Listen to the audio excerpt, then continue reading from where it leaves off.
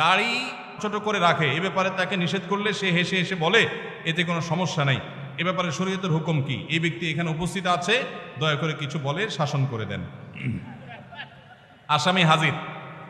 ভাইরা আমার, দাড়ি লম্বা করা এটা নবী সাল্লাল্লাহু আলাইহি ওয়াসাল্লামের নির্দেশ। তিনি বলেছেন আফুল্লুহা আরফুল্লুহা, তোমরা দাড়িকে ছেড়ে দাও। দাড়িকে ছেড়ে দিতে বলেছেন, লম্বা করতে বলেছেন।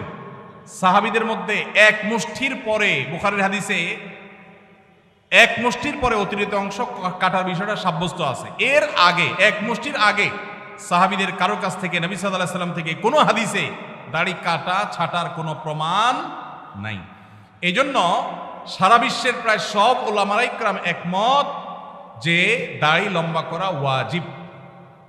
কিছু ইখতিলাফ আছে, আরবের কিছু আলেমদের ভিন্ন মত আছে। বেশিরভাগ আলেমদের মতে হলো দাড়ি লম্বা করা কি